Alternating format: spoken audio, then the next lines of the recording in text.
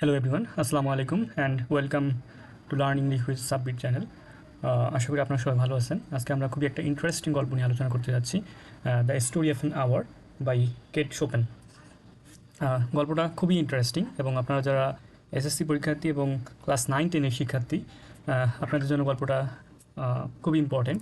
কেননা এই গল্প থেকে প্রতিটা পরীক্ষায় প্রশ্ন আসে এবং গল্পটা আমাদের টেক্সট বই 9-10-এর টেক্সট বই যেটা, সেটাতে একটু কমপ্লেক্সভাবে প্রেজেন্ট করা। সো আমি চেষ্টা করব খুবই ইন্টারেস্টিং ওয়েতে, খুবই সিম্পল ওয়েতে গল্পটা তুলে ধরার, এবং আশা করছি এই গল্পটা শোনার পরে আপনাদের যত ধরনের কোনো কনফিউশন আছে, যত ধরনের সমস্যা আছে, জটিলতা আছে, সকল কিছু দূর হয়ে যাবে। এবং আপনারা যারা পরীক্ষায় ভালো রেজাল্ট করতে চান বা A+ পেতে চান, আশা করি তাদের জন্য এই লিটারেচার পার্টটা একটা প্লাস পয়েন্ট হতে পারে। কেননা এই অংশটা কিন্তু 20 মার্ক ক্যারি করে। তো এই অংশটা যদি আপনার আইডিয়াটা খুব ভালো থাকে, ফ্রি হ্যান্ড রাইটিং একটু ভালো থাকে, তাহলে কিন্তু খুবই ভালো করা সম্ভব। তো আমরা চেষ্টা করব এই স্টোরিটা যত সহজভাবে সামারি থিমেটিক আলোচনা সহ আলোচনা করা যায় সেভাবে আলোচনা করার জন্য। তো আপনারা সবাই সাথেই থাকুন। গল্পটা টাইটেল দেখে বুঝতে পারতেছেন, the story of an hour, 1 ঘন্টার গল্প। এবং এই গল্পটার লেখক হচ্ছেন কেট শোপেন। তো প্রথমেই আমি এই গল্পের ক্যারেক্টারগুলো নিয়ে একটু আলোচনা করব। লুইস ম্যালার্ড, অথবা বলতে পারেন যে তার আরেক নাম হচ্ছে মিসেস ম্যালার্ড। ইনি হচ্ছেন গল্পের যে অন্যতম আরও একটা যে মেজর ক্যারেক্টার, মিস্টার ম্যালার্ড অথবা মিস্টার ব্রেন্টি ম্যালার্ড, তার ওয়াইফ। তো লুইস ম্যালার্ড একজন very innocent women, and she had a heart travel. তার মানে হৃদযন্ত্রের সমস্যা ছিল, তার হার্টে একটা সমস্যা ছিল।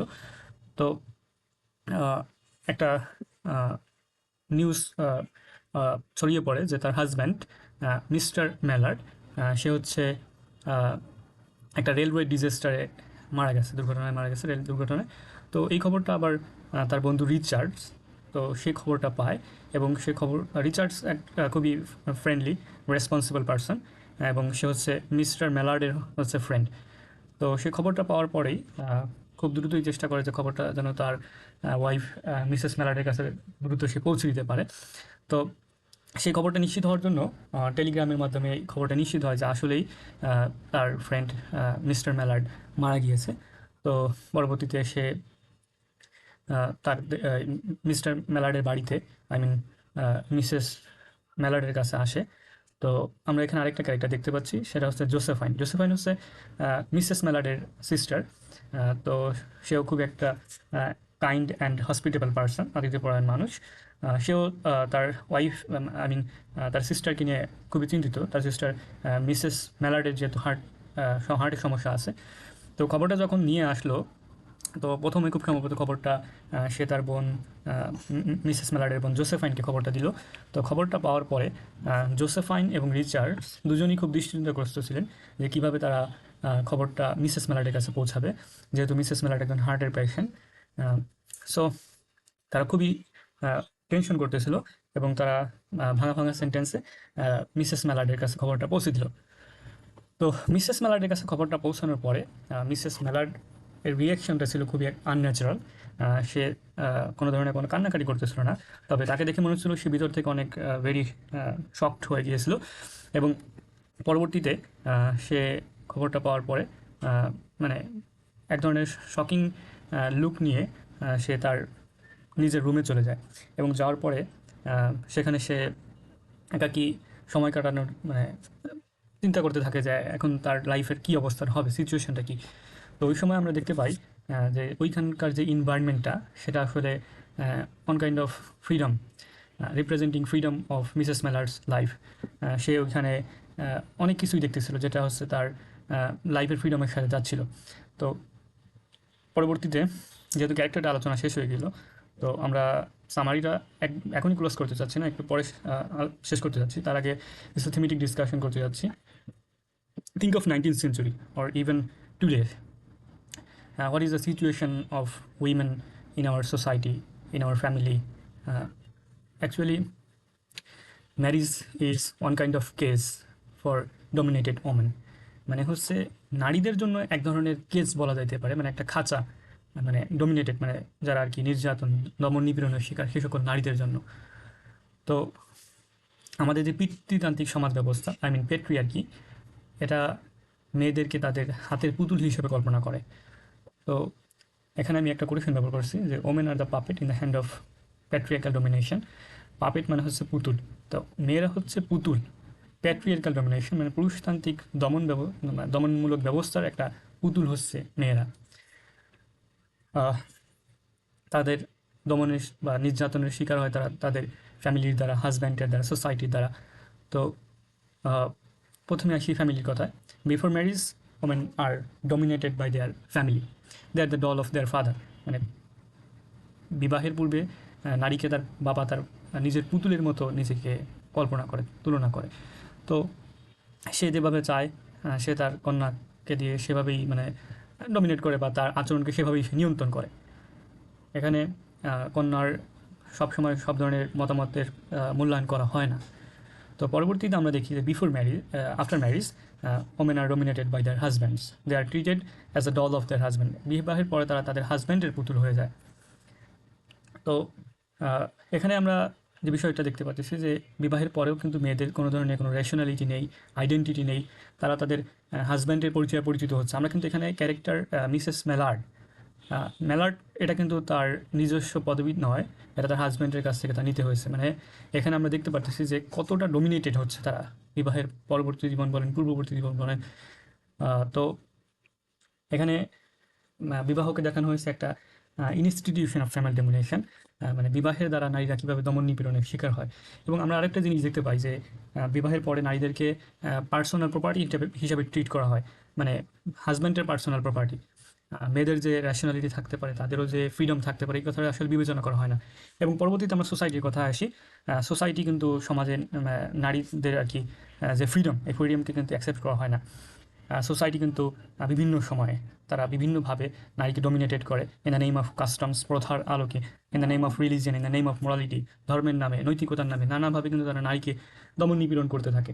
তো এ বিষয়ে একটা কথা বলতে চাই যে স্যান্ড্রা গিলবার্ট এবং সুসান গুবারের একটা কথা আছে যে there are two terms to describe women, one is angel, একটা হচ্ছে অ্যাঞ্জেল। যখন আর কি মেয়েরা সমাজের বিরুদ্ধে যায় না, সমাজের বিরুদ্ধে রিভোল্ট করে না, তখন কিন্তু তাদেরকে বিবেচনা করা হয় অ্যাঞ্জেল হিসাবে।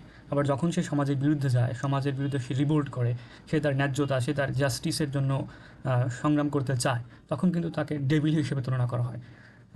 তো সেভাবেই আমরা এই গল্পে মানে নারীদের চিত্রায়ন আমরা এই দুইভাবেই কিন্তু আমরা দেখতে পাই। একটা হচ্ছে অ্যাঞ্জেল, একটা হচ্ছে ডেভিল। যখন তারা সমাজের কথা মতো চলে তখন তারা অ্যাঞ্জেল, এবং যখন তারা সমাজের কথা মতো চলতে চায় না, তারা রিভোল্ট করতেছে, তারা তাদের ফ্রিডম চায়, ন্যায্যতা চায়, তখন কিন্তু তারা ডেভিল হিসেবে পরিচিতি লাভ করে সমাজে, অথবা মনস্টার হিসেবে পরিচিতি লাভ করে। তো পরবর্তীতে আমরা যে জিনিসটা দেখতে পারতেছি যে এর আগেই বলেছিলাম যে মিসেস মেলার তার রুমে যায়, রুমে গিয়ে দরজাটা আটকে দেয়, এবং দরজা আটকানোর পরে আমরা দেখতে পাই সে একটা ইজি চেয়ার বা কেদারা বসে, মানে সে তার পূর্ববর্তী জীবন বা পরবর্তী জীবন নিয়ে সে একটা কাল্পনিক ইমেজারি নিজের মাইন্ডে সে তৈরি করে ফেলে। সেখানে আমরা দেখতে পারি যে ক্লাউডস, মেঘ আকাশে ভাসতেছে। তারপর হচ্ছে আমরা দেখতে পাচ্ছিলাম কিছু চড়ুই পাখি গান গাচ্ছে, এখানে এই এই এই গাছ থেকে ওই গাছে উড়ে গিয়ে বসতেছে। এবং আমরা দেখতেছিলাম যে হালকা হালকা বৃষ্টির আবহাওয়া সেখানে বিরাজ করতেছিল, এবং সে ওই যে বাহিরের যে আবহাওয়াটা সেটা অনুভব করার চেষ্টা করতেছিল। তো এখানে যে চারপাশের যে এনভায়রনমেন্ট এবং যে এলিমেন্ট ছিল, এই এলিমেন্টগুলো তার মধ্যে এক ধরনের সেন্সরি ফ্রিডমের অনুভূতি তৈরি করে দেয়। তো আমরা এই যে সেটিংটা দেখতে পাই, এই সেটিং মানে আই মিন মিসেস মেলার্ডের রুমের যে সেটিংটা দেখতে পাই, সেটিংটা কিন্তু এক ধরনের ফ্রিডম বলা যেতে পারে। যে সে কল্পনার মধ্যে যে জগৎটা তৈরি করতেছে এবং আশেপাশের যে পরিবেশ পরিস্থিতি সে অনুভব করতেছে, সে এই ধরনের ফ্রিডমের আশাই করতেছিল। অ্যাকচুয়ালি তার স্বামীর মৃত্যুর খবর পাওয়ার পরে সবাই যখন বাইরে থেকে ভাবতেছিল যে সে হয়তো তার স্বামীর মৃত্যুর খবর শোনার পরে খুবই আতঙ্কিত হয়ে গেছে, এবং তার স্বামীর মৃত্যুর শোকের কারণে সে তার রুমের দরজা বন্ধ করে হয়তো কানাকাটি করছে। আসলে তো দৃশ্যটা এরকম না। তো স্বামীর মৃত্যুর পরে তার মাইন্ডে, তার বলতে পারেন যে সাবকনসিয়াস মাইন্ড হোক বা কনসাস মাইন্ড হোক, সে কিন্তু কল্পনা করতেছে যে সে এখন মুক্ত। কোন জায়গা থেকে সে মুক্ত? সে তার হাজব্যান্ডের থেকে যে ম্যারিটাল ডোমিনেশন সে পেত, এই বিষয়টা থেকে সে এখন মুক্ত। সে এখন নিজেকে মুক্ত পাখির মতো, মুক্ত মেঘের মতো কল্পনা করতেছে। তো এইখানের যে এনভায়রনমেন্ট সেটা তাকে